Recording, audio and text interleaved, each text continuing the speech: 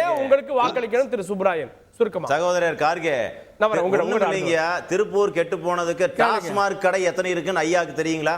டாஸ்மார்க் கடை எத்தனை இருக்குது? டாஸ்மார்க் கடையை மூடணும்னு சொல்லி பதாகைகளை ஏந்தி நின்னாங்களே திமுக. ஐயா கம்யூனிஸ்ட் தோழர்களே, ஏதாவது வாய் திறந்தீங்களா? திருப்பூர் பார்லிமெண்ட் டாஸ்மார்க் மட்டும் கிடையாது, சந்து கடை 24 மணி நேரம் விற்கக்கூடிய சாராயம் சந்து கடை எவ்வளவு இருக்குன்னு எண்ணிக்கை தெரியுங்களா? எல்லாரும் நடு தெருவுல வந்து விட்டாங்க. சொல்லட்டும் திருமுருகானந்தம். ஐயா சுப்ராயன், இது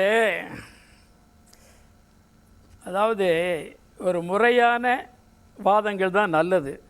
இப்போ இவர் அதிமுக நண்பர் சொன்னார், இனி எந்த காலத்திலும் பிஜேபியோடு கூட்டணி இல்லை என்று டிக்ளேர் செய்தார் ஜெயலலிதா. ஆனால் ஜெயலலிதாவினுடைய ஆணையை ஏன் மீறினார்கள் என்பதற்கு அரசியல் ரீதியாக இவர்கள் விளக்கம் சொல்ல கடமைப்பட்டிருக்கிறார்கள். அதே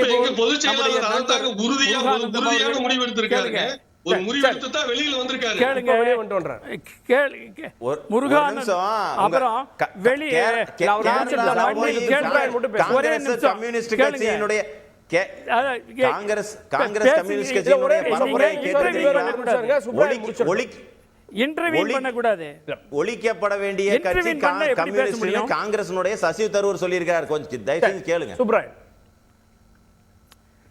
நல்லது, அது அவருடைய அரசியல் நிலை. அதாவது முதலில் இன்னொன்று அதிமுக சொன்னாங்க, அவர் இந்த தொகுதியினுடைய மண்ணின் மைந்தர்னு. அந்த கொள்கையில் எனக்கு உடன்பாடு கிடையாது.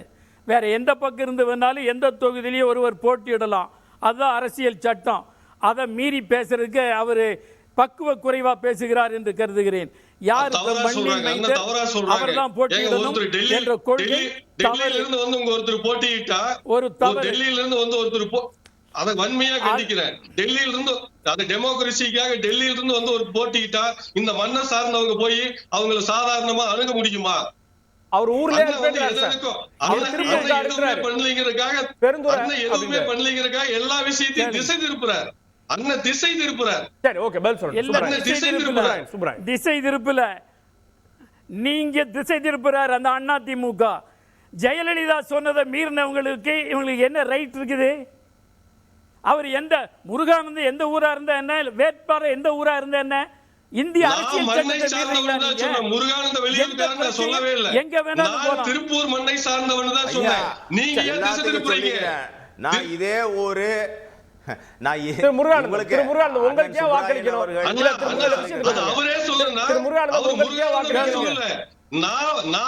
மண்ணை சார்ந்தவன் தான் சொன்னேன். முருகானந்தம் வெளியூர்காரன் நான் சொல்லல, நீங்க அதை சொல்றீங்க. ஒட்டுமொத்த புரிதலுக்காக சொல்லுகிறேன். நான் திருப்பூர் மாவட்டத்தை சார்ந்தவன் தான். அது இல்ல, அது விஷயம் கிடையாது.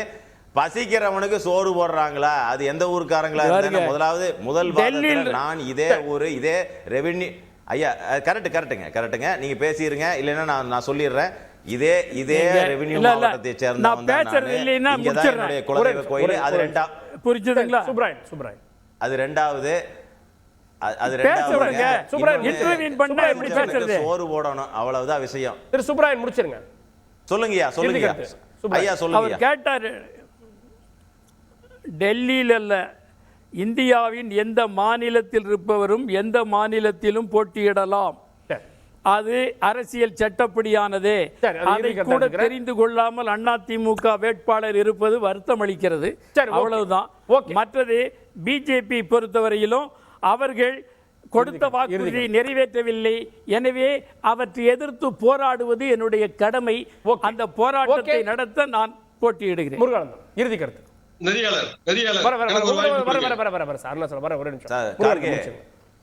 கார்கே, அதாவது வந்துங்க, ஜெயிக்க போற இது வந்து யாருக்கான தேர்தல் மக்கள் தெரிந்து கொள்ள வேண்டும், தெளிவாக தெரிந்து வைத்திருக்கின்றார்கள்.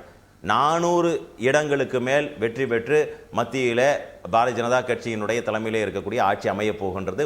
உலகத்துக்கே தெரியும், பெருமை மிகு பிரதமர் நரேந்திர மோடி அவர்கள் மீண்டும் 3வது முறையாக ஆட்சி பொறுப்பு ஏற்க போகின்றார். அப்படி இருக்கின்ற பொழுது யார் கேட்டு பெறுவார்கள் அப்படின்னு மக்கள் முடிவு செய்ய வேண்டும். நாங்கள் களத்தில் நின்று கடுமையாக போராடக்கூடிய நபர்கள். அதனால விடுபட்டு என்னெல்லாம் செய்ய தவறி இருக்கின்றார்களோ, ஒன்னே ஒரு விஷயம், ஒரே ஒரு விஷயத்தை மட்டும் சொல்லி கடைசியா சொல்லி என்னுடைய வாதத்தை முடித்துக் கொள்ள கடமை நினைக்கின்ற என்னன்னா, அதிகமாக வருவாய் ஈட்டி கொடுக்கக்கூடியது திருப்பூர் பாராளுமன்றம், இந்த திருப்பூர் மாவட்டம் இந்தியாவிலே 2வது இடமாக இருக்கின்றது. அதனால அதற்கேற்ப நாம் எத்தனை விஷயங்களை செய்து கொடுக்க முடியுமோ அத்தனையும் மக்களுக்காக செய்து கொடுக்க வேண்டும். ஏனென்றால் அந்த அளவுக்கு உங்களுக்கு இன்ஃப்ராஸ்ட்ரக்சராக இருந்தோ மற்ற விஷயங்கள் குறைகளை மட்டும் கிடையாது. நாங்கள் செய்யக்கூடிய டைம் இல்லாதனாலதான் என்னால வாதத்தை வைக்க முடியவில்லை. அத்தனை விஷயங்களையும் அவர்கள் என்ன செய்திருக்கின்றார்கள் முழுமையாக உங்களுக்கே வாக்களிக்கணும். இப்போ அண்ணன் சுப்பராயன் அவர்கள் என்னுடைய தந்தை வயது உள்ளவர். நான் அவர் மேல மிகுந்த மரியாதை வச்சிருக்கேன். இப்ப எந்த ஊர்ல எந்த மாநிலத்தில இருந்து வேணாலும் யாரு வேணாலும் எங்க வேணாலும் நிக்கிறீங்களாங்கிறதுல எனக்கு எந்த மாற்று கருத்து இல்ல. ஆனா திருப்பூர் மண்ணை சார்ந்தவன் என்று எதனால் கூறினேன் என்றால், என்னை எப்ப வேணாலும் தொகுதி மக்கள் பார்க்கலாம். நான் ஒரு சாதாரண விவசாய குடும்பத்தை சேர்ந்தவன்.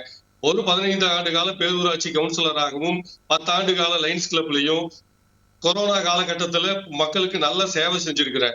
அந்த காரணத்தினுடைய அடிப்படையில் தான் நான் சொன்னேனே தவிர, அண்ணன் இருவருமே முருகானந்தம் ஆகட்டும் அண்ணன் சுப்பராயன் ஆகட்டும் 2 பேருமே நல்ல மாநில பொறுப்பில் இருக்காங்க. அவங்களுக்கு நிறைய வேலை இருக்கு.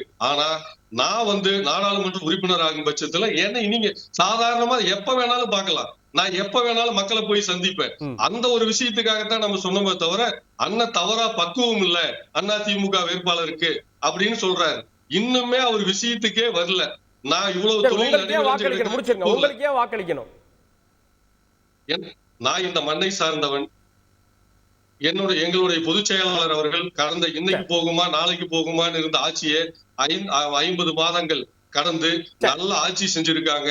மக்கள் எங்க மீது நல்ல நம்பிக்கை வச்சிருக்காங்க. நான் போகிற இடமெல்லாம் பார்த்தா மக்கள் எழுச்சியோடு இருக்காங்க.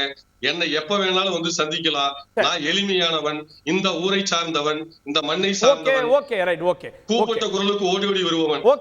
அதனால எனக்கு இரட்டை இலை சின்னத்துல வாக்களிக்கணும். களத்துல 3 வேட்பாளர்கள் இருக்காங்க. ஆனா ஒருவர் தான் வெற்றி பெற முடியும். இப்போது நம்ம பார்க்கக்கூடியதிலே தெரியுது களத்துல இவங்க எப்படி போட்டியாளர்களாக இருக்காங்க அப்படின்றத. வெற்றி பெற ஒருவராக இருந்தாலும் 3 பேருக்கும் எங்களுடைய வாழ்த்துக்கள்.